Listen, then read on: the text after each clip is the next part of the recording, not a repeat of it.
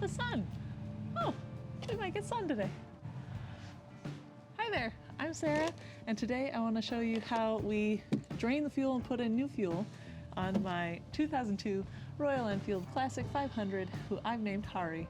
And this is just part of a greater restoration plan, but we want to make these videos short and sweet, easy to find for you, and not too long to watch, so you get the information you need, quick as you need it, and it's not complicated, right? So this video shouldn't be that hard, even though we've found a way to make it harder.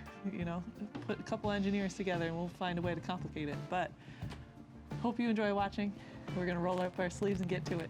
So the reason that we're doing this, in case you don't know already, is that this bike sat for at least 2 years in a garage. It did run before it was parked, supposedly. We don't really know how old this tank of gas is, and we don't know when it was last run. So we're trying to give this poor little engine as many leg ups as it can to successfully running today. So some fresh fuel, maybe a fresh spark plug, fresh battery. Those all seem like give it a good shot kind of options. And we did, before we got here, stop at the gas station, picked up a gallon of some gas. So I'm gonna give it some fresh, premium lifestyle. What do you see with your special eyes? Gasoline. Egg. So this is kind of the system right now. We got the little, what do you call it? Hose out of the fuel drain from the tank. Petcock. Petcock. Yes, that.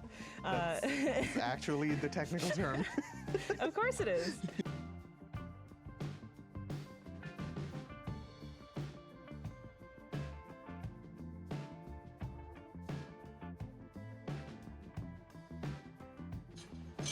Interesting. Is it still pouring out? Yep. We can shut it off to pull the tank, Sarah. What do you mean by that? So just take the bike off the frame, and then we can set it on the table, turn the petcock on while it drains into the gas tank. We don't have to hold it. Is it easy? There's technically 2 bolts, and that's it. We can try it. All right. That way we can just set it on the edge of the table and fucking drain it. All right, first let's put this tank cover on. All right, do you want to hold this handle straight? See if you can lift pick up this. the tank. Okay. I'll pull this stud out too. Yeah. She comes right off. Something. There you go. See these rubber isolators? Yeah, that's all there is. Hey, you guys want to buy some gas?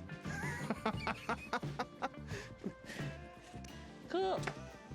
Turn it on, it's draining. So we can put the tank on, connect the carburetor, pour some fresh gas, and see what it does. Okay. Kind of just temporarily put the tank in here. Come on, you motherfucker. That's always the errand, force it in place. Yep.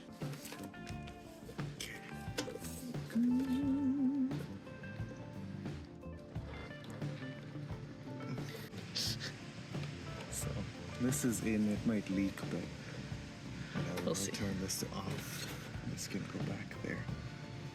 If it leaks, we'll have to shut off the petcock immediately. Yeah. Basically, this. Oh. Fuck my life. It's okay. It's okay. I hope it doesn't fuck up your paint. We'll get there when we get there. Just dab it real quick. Yeah, fucked up your paint. We buff it. Clear coat. Should have known better. It's so mad right now. Just in case. Yeah. Into the tank this time. Yep. Just gotta make sure this doesn't fucking peel. Gotta repaint it. We'll repaint it. I'm sure there's an Indian somewhere who can match the green.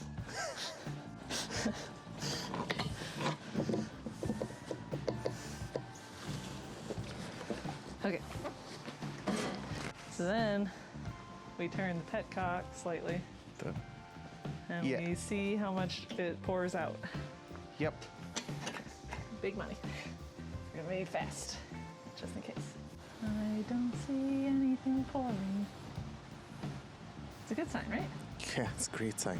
Okay, like I said, if there's a way to overcomplicate it, I'll find a way. What did I learn from today's video? Well, I would likely fully disconnect the tank from the bike to let it drain directly into the can rather than trying to hold the can up myself for 35 minutes. I wouldn't do it again. I hope that you don't do it when you try either. And then the other thing that I learned is to ensure that your new gas can that you're pouring from is good and tight before you try pouring it into your bike. We had a little spillage, so we're gonna have to do some buffing and maybe a clear coat application. I don't think it's at the paint or anything like that. It's not dramatic. It's just a little bit more work we're gonna have to do to clean it up. It's fine, but it could have been avoided if we were just a little bit more careful with the can. Yeah, otherwise, I think it went pretty well. It's back on now. We haven't put the bolts back in, but again, we're not really ready to ride yet. If you liked this video, you thought it was helpful or entertaining, and you really enjoy where we're going with Hari here, then I encourage you to hit that like button and subscribe to the channel. And if you have any suggestions for how to do it differently, or you want to tell me how silly you think I am for staying in there for 35 minutes, write that in the comments below and let me know. And until then, we look forward to seeing you in the next video, and ride safe.